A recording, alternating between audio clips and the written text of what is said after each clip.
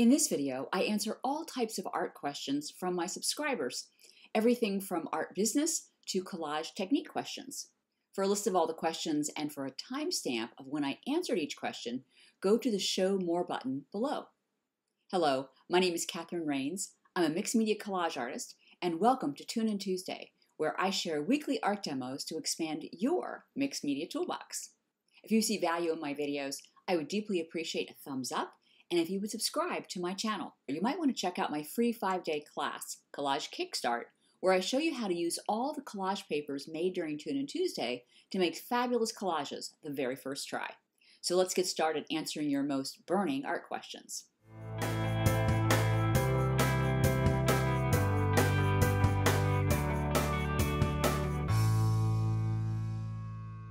Welcome to Tune In Tuesday. I'm glad all of you are here and joining me. I have got a whole slew of fabulous questions, and there's two different types of questions here. It's either technique, so I have a lot of technique questions, and I've also got a lot of business questions, like how do you actually make money from art? Those are always really good ones. So I've decided I'm going to start with the questions about technique, and then I'll move on to business in the second half. So Celia Castile asks, how do you transform smaller collages into bigger paintings? And Wendy Strayer asked almost the same thing. It's how do you use your collage papers in larger pieces? Well, this is the million-dollar question to me. So I am pretty addicted to working small, and mainly because I like to work really fast. However, I've made a lot of big collages. Actually, the collages behind me, they look big, but they're actually 4x4 collages that I enlarged. I took really good scans of them and had a print shop make big prints of them. But that's making prints. So if you want to make large originals, this is how I do it. And by the way, this is exactly how I teach it in Collage Joy. So basically, the way I see it is we trick our brains into going bigger. So, and I'm just going to tell you how I do it in Collage Joy. This is something that you can repeat on your own. I just guide you through the process in the class that's coming up. So what I do is I start people off, and I start myself off with really tiny collages that are compositionally well put together. So we learn composition with 3x3s, and we do them fairly quickly. And the quicker you do them, basically your brain turns off, so that you can really not be so focused on, is this good? And instead, just look at the basic design composition of what you were doing. So we start with 3x3s, and we take the same papers, the same composition rules, and we apply it to a tiny bit bigger collage, a 4x4. Then we go up a size again, and we go to 6x6s. And we add different collage elements to that, and also different colors. So you keep changing the color palette as we go. And then we go to 8x8s, and then we go to 10x10s. And there's interim activities in between those to kind of trick our brain into like, oh, well, I just did a 6x6. I can do an 8x8. Oh, I just did an 8x8. I can do a 10x10. I did a 10x10. I can do a 12x12. And so it's going larger and larger. So I've made a lot of large collages and sold them. But actually, my preference is going small, just because it's the joy and the fun of going wild fast. I can make a lot of fast collages that way. However, just so you know, my next evolution is to do a whole big series of large collages. And that's pretty much how I'm going to do it. I'm going to take my collage papers and kind of ease my own nervous brain, because my brain gets used to making small. So I just keep making small because that's my comfort zone. So in order to get myself to go larger, I just, it's kind of like soothing a child. It's like, okay, I know you're nervous about this, so let's just do 6x6s, then 8x8s, then 12x12s. And then all of a sudden we're at, 20x30s because I've inched myself up. So that's how I do it. And it works really well for me. Diane asked, should you have both warm and cool colors in the palette? In my free classes, which is Collage Kickstart, and there's Collage Kickstart Live that's coming up January 1. If you haven't signed up for that, please do.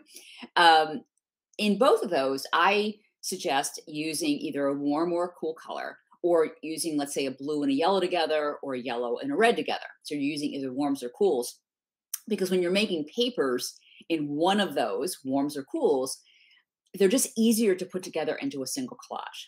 However, I love putting warms and cools together, but it's the same idea as going up in size in collages, I gradually add other colors. So I do use a full color palette. I use 3 primaries, and I make all of my collage papers out of the same 3 primaries. And by the way, I chose my 3 primaries 2 years ago, and I've stuck with them. So that means all of my papers, like all the collages you see behind me, were all made with the same yellow and red. Now the blue, there's no blues in here, but I have a lot of teal and blue collages that were made with the same blue and yellow. So it's the same 3 primaries all the time. That way I have a huge amount of papers that all go together. So when I'm looking for papers to make a collage with, I don't have a problem because I've got lots to choose from. So Diane, you asked what colors I personally am using, and it's phthalo blue green shade, Hansa yellow light, and Quim magenta.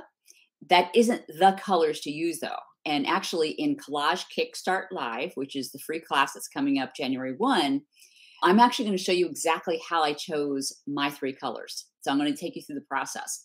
Although we're still going to be making, because it's only 10 days together, so we can't do a full palette in our collages. So I'm going to ask you to actually narrow it down to a green and a yellow, or I'm sorry, a blue and a yellow, or a yellow and a red. So you are going to narrow it down for the class itself. But at Collage Joy, you do the whole thing. You take the entire palette, you make papers in all the different colors, and I walk you through the process week by week of gradually adding the entire palette together. So that's Collage Joy. Maureen asked, if I use magazines in collage, do I need to use a UV protective spray or medium? Great question. I asked that myself many times. So the short answer is yes. I would put a UV varnish on it. I use a golden UV varnish spray, which I love.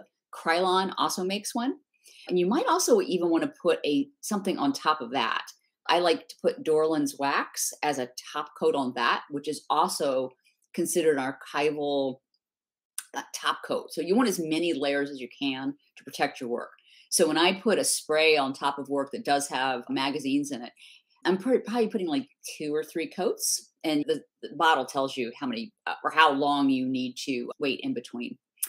The other option is you take your magazine pieces and you get archival prints of them, which by the way, I did for years. So this is an archival printer right here. It's an Epson stylus something.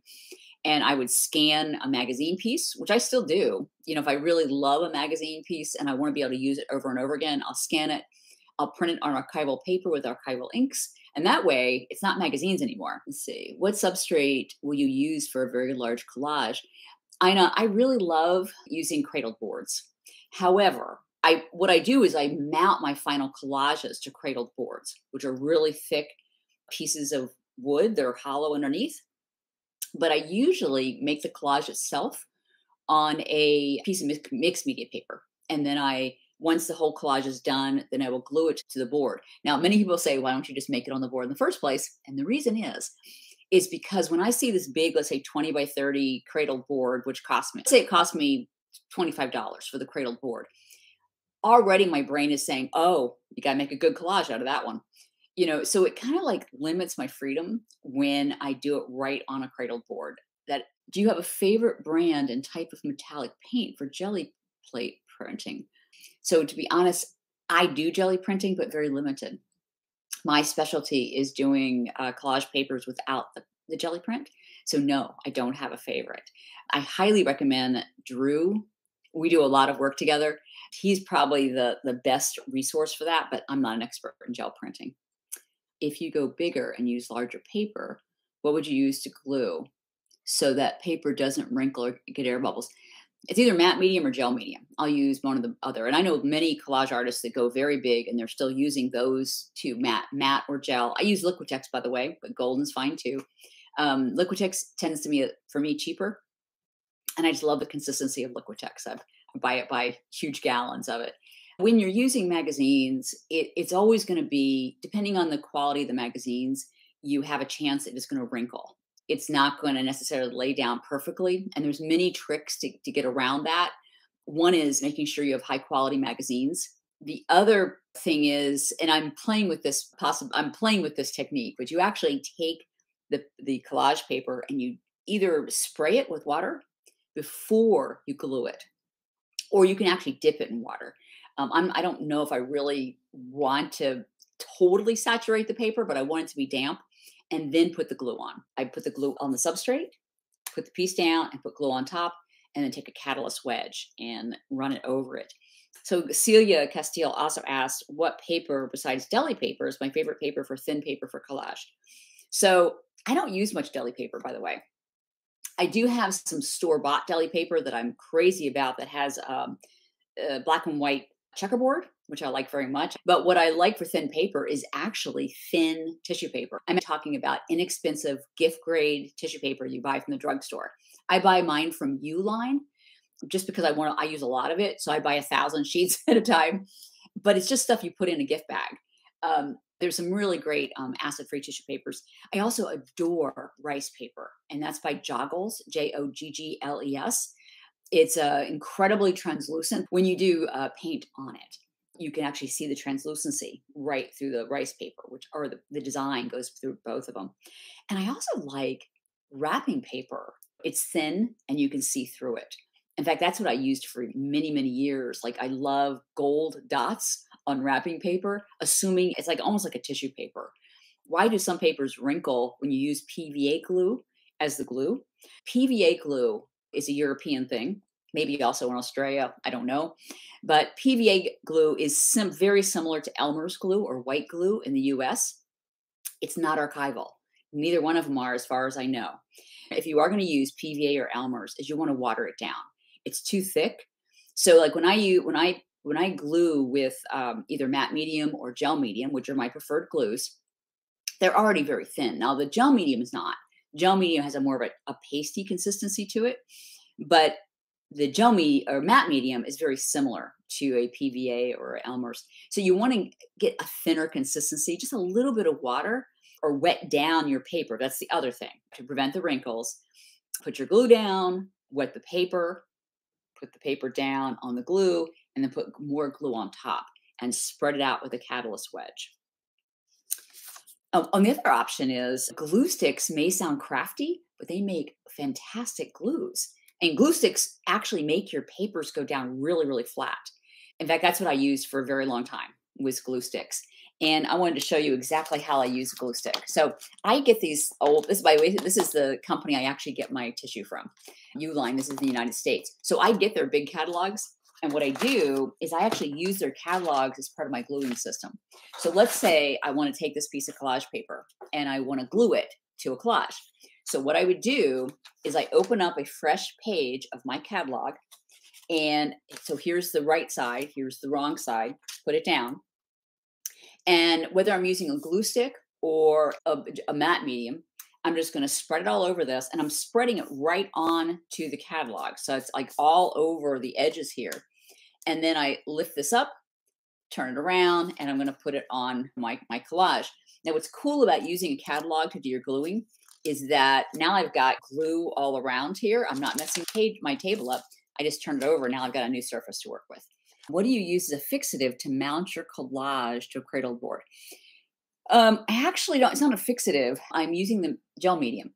So I actually have a whole session on this in Collage Joy, but I'll give you it in a nutshell. Let's say this is my finished collage. I would take gel medium, put a really thick coat on the cradled board.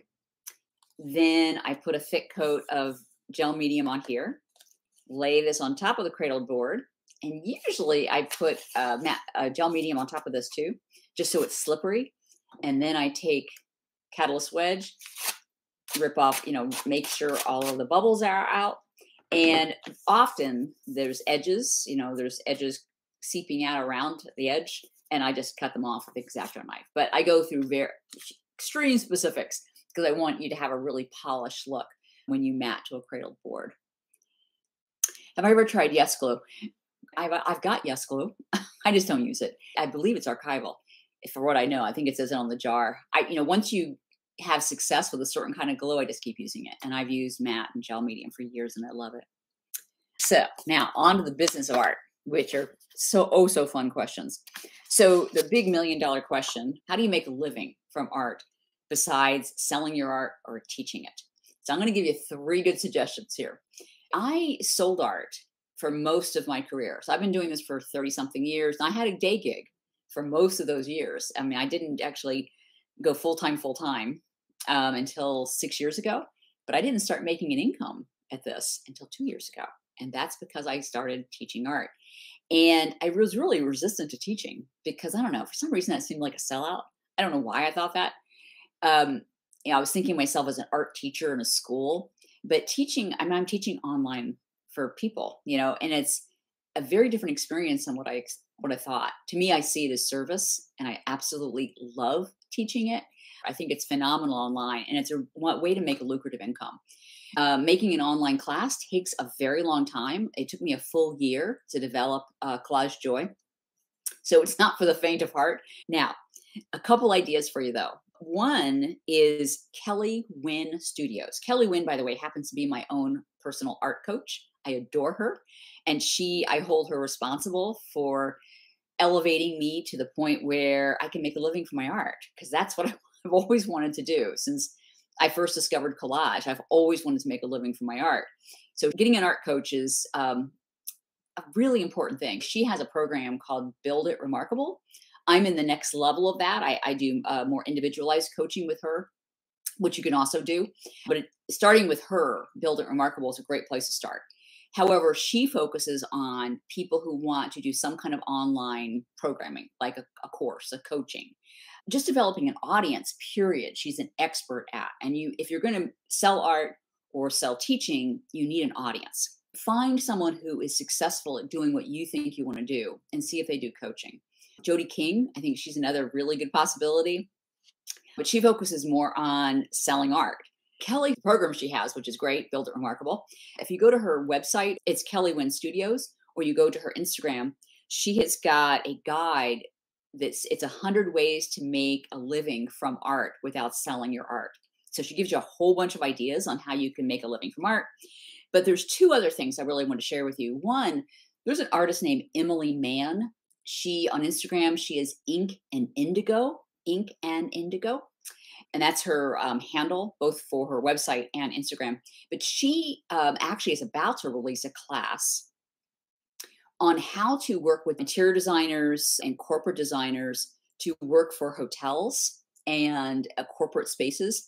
So she makes all sizes of art. Like the art I have right here is stuff that she would actually make. And then she would sell it to designers, but then they do the selling to corporate markets. So she's got art in hotels around the world. And she actually is about to put out a class to teach people how to do this. And by the way, I was very tempted to sign up for this class. It's not out yet, but I would get on the wait list if I were you, if you're interested in this at all, because you can make almost any size art, including 4x4, little 4x4s, and turn it into corporate art. She shows you the process of actually developing these relationships and contracts. Like, how do you get this business? It's incredibly appealing to me. The other way is, you may have heard of Bonnie Christine.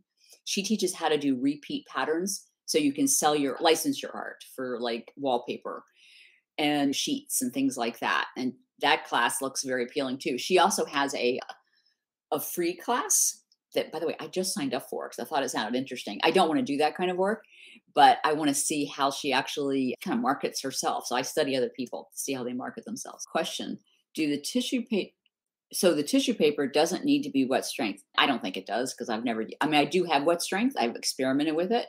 But if you've taken Collage Kickstart from me, I use a lot of tissue paper, and it's all cheap.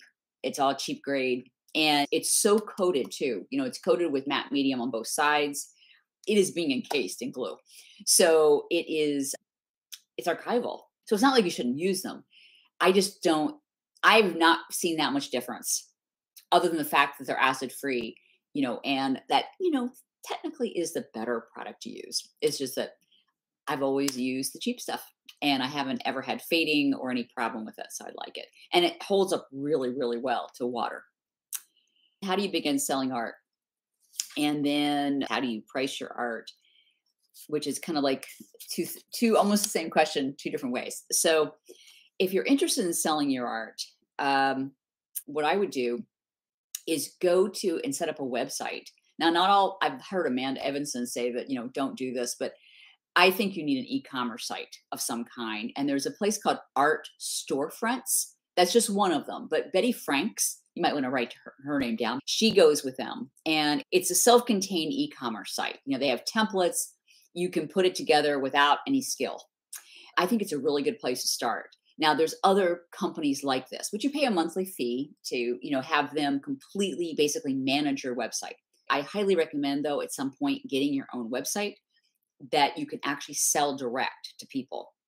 It's the same thing as doing Etsy. Whether I did Etsy or my own website with e-commerce on it, you have to still build an audience. Etsy doesn't give you an audience. So Etsy is just probably the easier way to go. But at some point, to have credibility, if you're going to sell to people other than just family and friends, you need to have a site with your name on it, meaning CatherineRains.com, your name with a .com after it. So what most people do when they first start selling their work is they sell it to family and friends. And that's what I did. I've done it a number of times. I've sold to family and friends. And it's very validating, because people who love you are buying your art. But at some point, you start branching out. And to me, the easiest way to do that is to find local craft shows. They're usually like one-day shows that you can just set up a table or a pop-up. And what that does is it starts giving you information about what appeals to other people, what sells, how do you package it? And you watch all the other artists, like who is selling? What are they doing? How can I copy not their work, but their technique in terms of how they're putting their art out there? It's exactly how I did it. I think it was, I've been a full-time artist twice. So the first time I jumped off corporate life, I was 40. And the very first thing I did art just for a year after I quit my corporate job because I was trying to get a body of work to sell.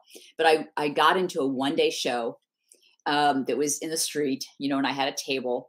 And I did sell a whole lot of little stuff that day. And it gave me a lot of information that I built on for the next time. And I did a bunch of those little shows. And I eventually went to 2-day shows and juried shows. And it just teaches you as you go through experience. Now, the other way of doing this is to do online launches, which I highly recommend. It just takes a little, I shouldn't say more efforting. You have to have an online audience. You have to have people following you in order to sell online. That's another reason why you want to get something like art storefronts, because you can load all of your artwork. You get pictures, professional pictures, or just scan your pictures. I just use a scanner. By the way, my scanner is like the best scanner ever. It's called an Epson Perfection V33. So I scan my work, and then you actually load it into something like art storefronts. At first, you can just load it on there as an open sale. Whenever anyone wants to buy it, it's available. So you have available artwork all the time on your site. But things sell much better if you create scarcity around it. So you promote it on Instagram. Next topic, but on Instagram, you keep posting your work. You show process photos of how you're making it. You get some excitement around it, and people are interested in your work. Starting to put out a newsletter talking about your work, posting, process shots of it. So over time, you get an audience for it. Followings grow. You start with 10 people, and then you have 50, and then you have 500, and then you get 1,000. Same thing with a newsletter list.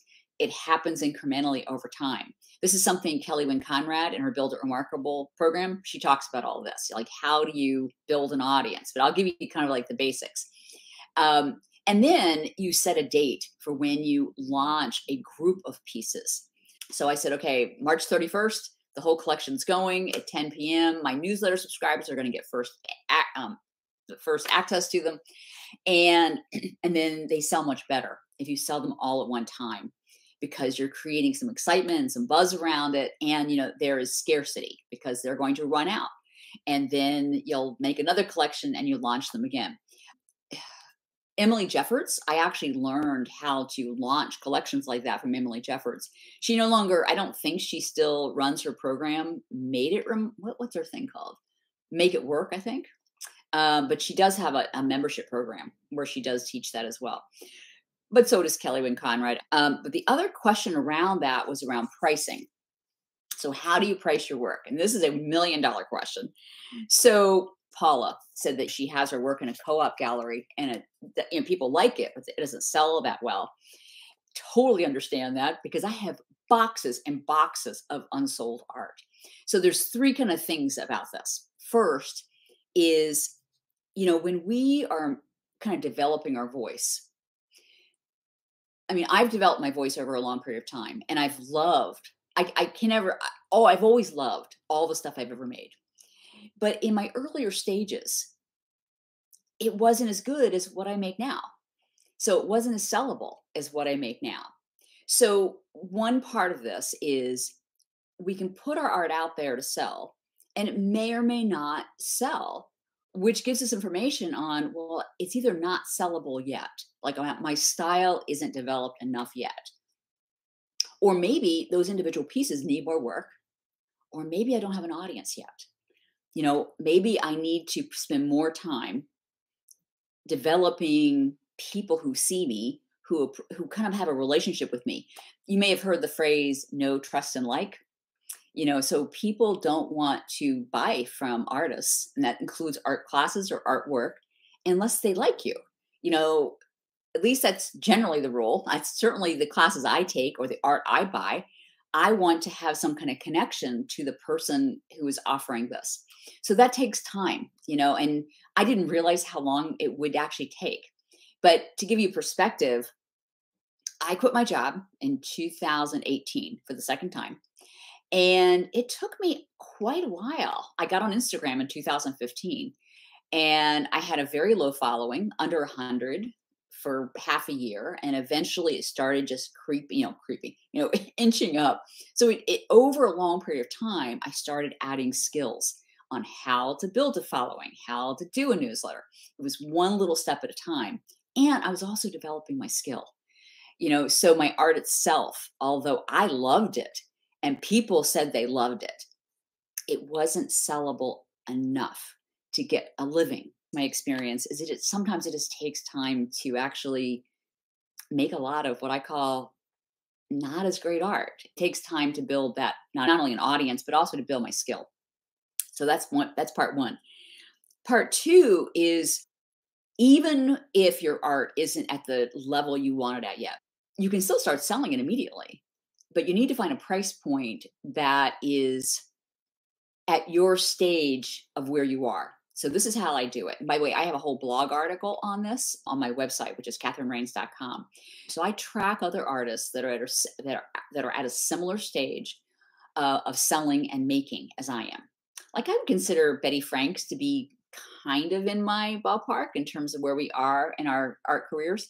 So I'm finding artists that are not doing similar work too. So I want mixed media artists, like their art feels similar to mine, and they've also been doing it a similar amount of time. I can tell by, how big their following is, what their feed looks like on Instagram. Do we have a lot in common in terms of our marketing? And then I get on their newsletter list, and I have an Excel spreadsheet where I track at least a dozen, maybe more artists. I'm tracking what sizes they produce. Are they framed, unframed? What are their price points? And when they launch, I'm on their newsletter list, so I know when they launch a collection. And most artists, that have gotten to a certain point are going to launch it all at one time. And I'm going to see if those pieces at the price points they chose, are they selling? That's key, because if they sell out, they might be a little low priced, or maybe they just have a really good following and therefore they have demand, or maybe they're priced too high. So I am constantly adjusting my prices to see what is the kind of the magic sauce. What's the magic number that people will go, yeah, I'll buy that. That's a no-brainer price. Because I want to create, in the beginning, when you first start selling, you're not making an hourly wage. I lowball my art. And, whether that is right philosophically or not, it works because it gets people in the door. Like, you build a following for people who are willing to follow your art. And over time, they're willing to buy bigger art and more expensive art. Over time, you increase your prices. Once you get people who are following you and love your art, now they want to collect your art, you can inch up the prices. Amanda Evanston, I learned this from her actually. I mean, I've learned from other artists, but I love her philosophy of it. And I actually use her model for it. And I'm consistent in this formula throughout all of my pieces in a collection. So if you go to my blog article, I'm very explicit about it. I tell you everything about my formula. But benchmarking against other artists that are in a similar place in your career is an excellent way to find a price. And then you want to get a price that does sell pretty well. So I sold really very low price points and I still sell low, mainly because I'm not making the majority of my money from art selling anymore. I barely sell art, although I want to. But right now, this season of my life, it's about creating workshops for people. One of the best things I learned for myself was that when I was making art specifically to sell, like my goal, I'm making art, I know what's going to sell, I make art to sell. That art doesn't sell near as well as when I make art from the attitude of I'm making art just because I love this so much. And so here's the thing: what happened during COVID, I put out a collection and I loved this thing. It was the best collection I'd ever made. I still think it's the best collection I ever made. And it barely sold the day I launched it. And I was crushed. But then I realized if that doesn't sell, which I consider to be my best work, yeah, I can go for broke. What would I make? Here's the thing: what would you make if you never, ever could sell it? Like if you had the freedom to forget selling altogether, what would give you complete joy to make? And when I came to art making from that attitude that, oh, it's not going to sell anyways, I'm just going to make whatever I want, it started selling a lot. So I started making because I was just, oh my God, this is so much fun. And that's how I actually came up with my voice. And that is the voice I have right now because I changed my attitude about making sellable art. Instead, I'm making art that just lights me up. By the way, that is what I teach in Collage Joy, because making art just because it just like, woo, it just makes you excited to do it, as opposed to, is it good? That's a whole different thing. Now, I do teach you how to make good art in terms of composition and color, but it has to come from another place as opposed to just, I'm making something to please somebody else. The last topic is how to develop an Instagram following, which really is integrated into all of this because Instagram really is my #1 marketing tool. I started in 2015. That's 8 years ago. It slowly creeped up over time. I've taken like 5 different Instagram for artist classes. I'll tell you all in a nutshell what you do. So first thing is you have to commit to using Instagram as a vehicle. Now, people complain about the algorithm all the time. I have to tell you, yes, there's an algorithm, but the truth is that the algorithm also serves us. So in order to get the algorithm to kind of work for you, there's several things you can do. One is you got to post consistently. And that means minimum 3 times a week. I would say 5 times a week is much, much better. If you can do every day, it's even better. For like 2 or 3 years while I was really growing, like say, I don't know, 2018 to maybe 2 years ago, I was posting every single day for like 3 years. I had 7 days a week. I would post. I use a program called Planoly, which I absolutely adore because I can plan out all my posts. So consistency is king. The other thing is making, whatever comment you put in your Instagram post, you don't want it to be all selling. Now, right now, if you look at my posts, you'll see I'm selling because I've got 2 things coming up, Collage Kickstart Live, and I've got Collage Joy right after that. So I'm promoting that. This is my season for promoting. But throughout the year, when I'm not doing that, I am just telling you about my life. I am putting out there who I really am so that people that can resonate with me want to keep following me, not just for the pictures that I put out there. So that's one. The second thing is I'm very, very intentional about what so you have 9 blocks, right? There's 9 blocks, 3 pictures across, 3 down that people actually see. So people make a very quick decision on whether they want to keep looking at your feed. So how you position those 9 pictures is critical. So if you go to my feed, I'm not perfect at it, but I'll have a solid picture and then I'll have a white space around the next picture. And then I'll have a solid picture. So the grid has some space and it looks a little artistic. Like I've actually intentionally put this together. If you're going to use Instagram for art, you want just art on there. That doesn't mean you can't have a picture of yourself. People like seeing pictures of people on there. I'm not going to have too much personal in there because it's really distracting. Now, I will in my stories though. So I put a lot of personal stuff. Like I had a whole series on my bathroom renovation. So I show people I'm human on my stories. But my feed itself, I stick to art and I'm very careful about how I position those. Also, you want to ask questions of your audience. Simple things like, here are 3 things that most people don't know about me. Can you share one thing about yourself that people don't know about you? That tends to go really well. Or just ask people's opinion. Like, here's my opinion. What's your opinion? Something like that. But what is really king on Instagram right now, and this changes over time, is actually showing people that you're doing something, like showing your process. I bought what is known as, it's called a canvas lamp. And if anybody wants a link to this, I'm happy to put it in the show more, but because I can give you a discount for it. But a canvas lamp is actually a lamp, it's a ring lamp that you put your camera on top of and it shoots down. And that's how I actually videoed almost all of Collage Joy last year. But it helps you create reels. So what you can do is you can put your camera on the top of this thing. You just making your art. You put the camera on, you making your art, and then you edit it down for a reel. People love those, and it gets incredibly high coverage. Also, just putting music on your posts and doing carousels, which is multiple pictures in a single post. Those are the things the algorithm likes, but this changes over time. And also, you want to answer every single comment, even if just someone puts an emoji on my comment, they'll get a comment back, because that not only does the algorithm like that, but it increases your own engagement. And also going to a bunch of other accounts that you admire, other artists, and commenting on them, because eventually people will come to you. The more comments you have, the more engagement you have, the more the algorithm likes you, the more you'll get a following. So Instagram really, it's taken some time. I had a very low following for a very long time, but over time it crept up, and all of a sudden I got one reel. I did a bubble reel. Some of you may have seen my bubble reel in the last 6 months. I actually just posted it 3 days ago, reposted it, because it just got a really good coverage by Instagram, and it helped me. Actually, I got 1,000 new subscribers to my newsletter in like 1 week, and it's just because I had a reel, and I resisted doing these for a very, very long time because it just seemed too much trouble. By the way, if you have an iMac, I use Mac products, but iMovie is a really good way to edit reels. So I just take my my film off of my camera, stick it into iMovie, and then I edit it down to a 1 minute.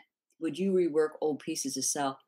I have reworked. In fact, I'm planning on reworking pieces to sell, but I don't want to rework pieces so they will sell. I want to rework pieces because I think they really, because I'm inspired to work on them again. Like if I could show you my hallway into my studio, I must have 100 pieces that I've never even put out to sell, because I just know that I like them. I might even love them, but they need more work. But I want to work on them because I'm like, oh my God, I got it. I know what to do with this piece. As opposed to, if I just put a bird in this corner, I think it'll be sellable and someone's going to buy it. Because, by the way, I have done that. I made whole collections with birds on them. And I think that I still think they're gorgeous. But the energy is very different, and they don't sell that well when I'm deliberately trying to finish something to sell it. Here's the thing. When you rework old stuff, it's kind of like, to me, it's license to play. It's like, okay, that didn't work. So what can I do to it now? So then you can just like really go wild. If you put cold wax on an old piece, yes, you would have to take the cold wax off. That is true. So I don't put cold wax, or I use Dorland's matte wax medium, which is a cold wax. I don't put it on until I'm in love with the piece and I know that I'm done. So most of my pieces don't have cold wax on them. I don't do that last step unless I am really, the way I know it's done is I look at it and I love it so much that I want to trail it all over the house with me. Like wherever I go, because I love it so much. That's how I know it's done. How much time do you spend on Instagram? Oh, that's a good question. I would say an hour a day. That's how much. Because now last night I actually spent 2.5 hours, because because I actually had a flood of new people following me. So every time someone follows me, I send them a private DM. Now, these are saved responses, but I make them personal. I put people's names on them and I personalize them depending on what people say to me. But every new follower gets a DM from me that says, "Thank you so much for following me. You might enjoy my free class. Or you might want to be on my newsletter list." Whatever. I want to give them something in exchange for following me, because ultimately I want to get them on my newsletter list. So, Paula, that extra little piece of that's part of me marketing my classes, my art. That's how, so Instagram is a marketing vehicle. So I use it for everything I possibly can. By the way, there's a new app out there. It's called Mini Chat. That's ManyChat, Mini Chat, that actually automates a lot of things for you. So if you go to my last two posts, it says, use the word live in a comment, and I'll send you information about Collage Kickstart Live. And then you get an automatic DM in your DMs. That is something I just started, and it is astronomically amazing, because people like leaving a one word as opposed to leaving a full comment, because you're actually helping them figure out how to interact with you. So that's how I got 1,000 people signing up for Collage Kickstart in a week. Because I made it easy for them. So Mini Chats, I have lots of different things like that, but you learn them over time. You just keep adding to what you're doing. It usually takes me more than an hour to do a reel. Well, it gets faster over time, Maureen. So if I film a reel, maybe it's going to take me 30 minutes to film it. So, and then maybe 30 minutes to edit it. So I have got an hour into it, and then you have to make a cover shot, then you have to make a comment. So yeah, it could be 1 to 2 hours. So realistically, I said 1 hour. I'm thinking I probably average 2 hours a day if I count posting. And then by the way, as soon as you post, you want to stay on Instagram for at least 15 minutes. At least this is what I've read, and it seems to be true. So you don't want to just post and run. You want to post and comment. So any kind of engagement shows Instagram that you're not just basically, I don't know what Instagram's, it's a machine, but they still, something in the algorithm says, oh, she actually pays attention. They pay attention. They're not just posting. They care about feeding the system. Like they're going to like other artists' stuff. You're going to go through your own feed. Thank you so much for all of you sticking with me. And I will do this again, another probably after Collage Joy launches. So if you haven't signed up for Collage Kickstart Live, by the way, this is a 10 free day class. It starts January 1 for 10 days. 2 p.m. Eastern, but all the lessons will be recorded for 10 days. They'll be posted on Facebook. If you're not on Facebook, it'll all be posted on the workshop platform as well. So you don't have to be on Facebook, and you have access to all the videos until January 16th. And that's when Collage Joy actually launches, which is basically the next stage of Collage Kickstart. So Collage Kickstart is basically module 1 of Collage Joy. So you get a taste of how I set people up to start collages, and you will make collages in Collage Kickstart. It's a standalone course, but it also is a great prep if you intend to go on to Collage Joy with me. Okay, I think it's time to sign off. Bye, everyone.